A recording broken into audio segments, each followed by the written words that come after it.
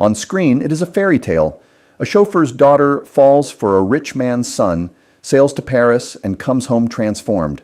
Behind the camera, Sabrina, 1954, was one of the unhappiest sets in Hollywood history. Audrey Hepburn plays the love-struck Sabrina Fairchild. Humphrey Bogart plays the cold businessman, Linus Larrabee. William Holden plays his reckless playboy brother, David. Director Billy Wilder stitched the whole thing together while the cast quietly went to war. Sabrina watches the Larrabee party from high in a tree, aching for a boy who never looks up at her. The romance was pure invention because off-screen almost nobody was in love. 20 facts counting down. Fact 20. Humphrey Bogart was only a last-minute replacement. The role of Linus was first promised to Cary Grant. Grant dropped out barely a week before cameras were set to roll. Desperate for a star, Wilder handed the part to Bogart instead. On screen, Linus is the stiff, humorless brother who runs the family empire. Linus sits behind a vast desk, crushing deals without a flicker of warmth. Linus barely glances at Sabrina when she first returns from Paris.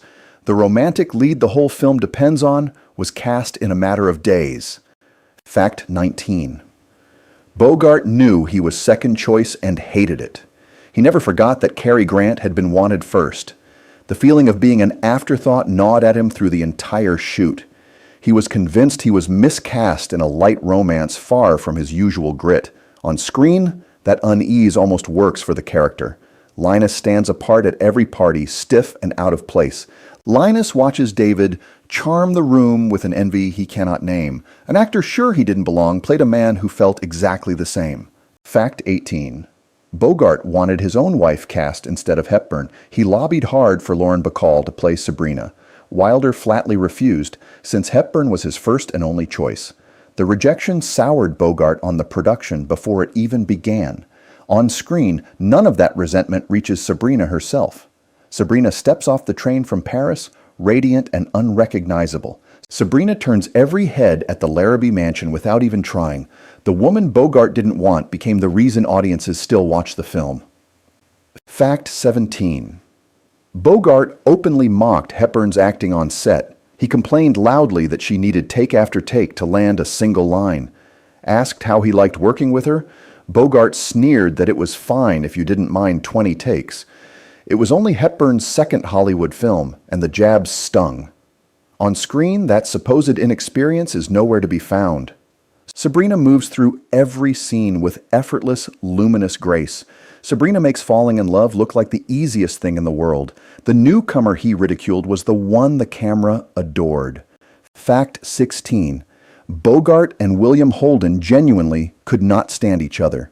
Their mutual dislike went back years before this film. Bogart thought Holden was a lightweight matinee idol, not a real actor. Holden returned the contempt with interest. On screen, the two of them play brothers who are constantly at odds. Linus schemes to pull Sabrina away from David for the good of the business. David rages at his brother's cold manipulation. Two men who despised each other played siblings fighting over the same woman. Fact 15. Bogart felt frozen out by the director and cast. Hepburn, Holden, and Wilder would gather for cocktails without him. Feeling excluded and insecure, Bogart lashed out and hurled ugly insults at his director. Wilder, sharp and autocratic, gave it right back. On screen, that isolation bleeds into Linus perfectly. Linus keeps everyone at arm's length, trusting no one. Linus softens only when he is finally alone with Sabrina. The loneliest man on the set played the loneliest man in the story. Fact 14. Holden and Hepburn fell into a real affair during filming. Off-screen, the scripted romance turned genuine between the two co-stars. William Holden, then married, fell hard for his young leading lady. For a while, the passion was as intense as anything in the screenplay. On screen, that spark is impossible to fake. David gazes at Sabrina across the tennis court, utterly undone. Sabrina melts the moment David finally notices her. The chemistry audiences felt between them was, for a time, completely real. Fact 13. Hepburn ended the affair over a heartbreaking secret. As things grew serious, Hepburn learned that Holden could never give her children. Building a family was something she desperately wanted. Quietly, she broke it off, and the romance was over. On screen, the ache of impossible love runs all the way through. Sabrina loves a man who will not love her back. Sabrina learns to let go of the dream she chased across an ocean. A real broken heart shadowed the making of a featherlight romance. Fact 12. Hepburn was paid a tiny fraction of the men. For all her star billing, Hepburn's paycheck was startlingly small. Bogart reportedly took home around $300,000. Holden earned roughly half of that. Hepburn, the film's title character, was paid just $15,000. On screen, none of that imbalance shows in her presence. Sabrina commands every frame she appears in. Sabrina outshines both wealthy brothers without lifting a finger. The lowest paid star of the film was the one everyone came to see. Fact 11. Filming began without a finished script. Wilder started shooting with the ending still unwritten. Pages were being rewritten and handed out while the cameras waited. The cast often learned their scenes only hours before performing them. On screen, the story feels seamless and sure-footed. Sabrina drifts from heartbreak to Paris to a whole new life without a wasted beat. Linus and Sabrina circle each other toward a romance neither one planned. A movie assembled on the fly plays like it was perfectly mapped. Fact 10. The real designer of Sabrina's famous clothes got no credit. Hepburn's dazzling Paris wardrobe was created by a young Hubert de Givenchy, yet his name appeared nowhere in the film's credits. When the movie won the Oscar for costume design, Edith Head accepted it alone. Head defended the work as her own for the rest of her life. Givenchy only said, wistfully, "Imagine the boost of that credit at the beginning of my career." On screen, his genius is unmistakable.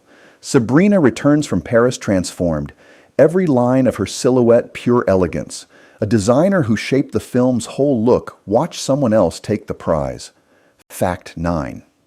Givenchy thought he'd be dressing a different Hepburn. When Audrey came to his Paris studio, the young designer had never heard of her. He assumed the great Katharine Hepburn was the one coming to see him. The unknown Audrey won him over anyway, and he opened his collection to her. On screen, that partnership changes everything. Sabrina steps out in a gown that makes the whole room fall silent. Sabrina wears Paris itself like a second skin. A case of mistaken identity sparked fashion's most famous friendship, one that lasted 40 years. Fact 8. One dress named a neckline after the film. Sabrina's elegant black cocktail dress had a wide, straight boat neckline. After the movie, that cut became known everywhere as the Sabrina neckline. Manufacturers copied it by the thousands within the year.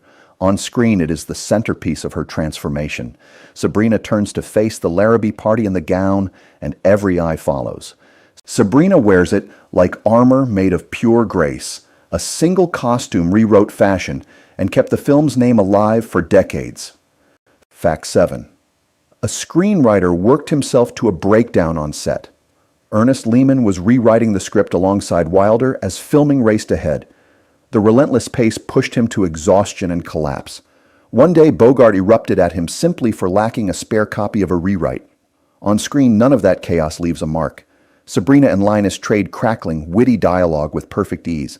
Linus melts, line by polished line, in spite of himself. Words written in a state of panic became some of the film's smoothest scenes. Fact 6. Hepburn took top billing over two Hollywood giants. Fresh off her Oscar for Roman Holiday, Hepburn was suddenly the biggest draw. Her name went above both Bogart's and Holden's on the poster. For a newcomer to outrank two veterans like that was almost unheard of. On screen, she earns every inch of that billing. Sabrina holds the center of the story from her first frame to her last. Sabrina makes two rich, powerful men orbit around her. The least experienced star of the three carried the entire picture. Fact 5. The film sneaks in an ad for Wilder's next movie.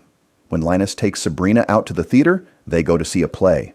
That play is The 7-Year Itch, which Billy Wilder was about to turn into his next film. He planted the reference right there in the dialogue more than once. On screen, it plays as a throwaway detail. Linus escorts Sabrina into the evening, all old-world charm. Sabrina glows on the arm of the man she is starting to love. A director quietly advertised his own future hit inside this one. Fact 4. Bogart grew up richer than the man he played. Bogart resented playing Linus, a stuffy upper-crust heir to a fortune. The irony is that Bogart himself was raised wealthy in Manhattan. He knew that rarefied world far better than he ever cared to admit. On screen, Linus wears that privilege like a stiff collar. Linus glides through the mansion and the boardroom as if born to command them. Linus looks down on everyone from behind his cool, patrician calm. An actor playing against type was really playing his own forgotten childhood. Fact 3. Sabrina was the second straight Hepburn film to cut her hair. In Roman Holiday, Princess Anne's short new haircut had marked her coming of age. Sabrina does exactly the same thing just 1 year later. Her long hair falls away as the girl becomes a woman of the world. On screen, the shears mark her whole transformation. Sabrina leaves for Paris a heartbroken girl in a plain dress. Sabrina returns with a chic crop and a new life in her eyes. 2 films in a row turned a haircut into the moment everything changes. Fact 1. Bogart made peace before the very end. For all his cruelty on set, the story does not end in bitterness. Not long before his death in 1957, Bogart sought out Billy Wilder. He apologized for his behavior on Sabrina, blaming the troubles in his own life. The director he had tormented forgave him. On screen, none of the war behind the camera survives.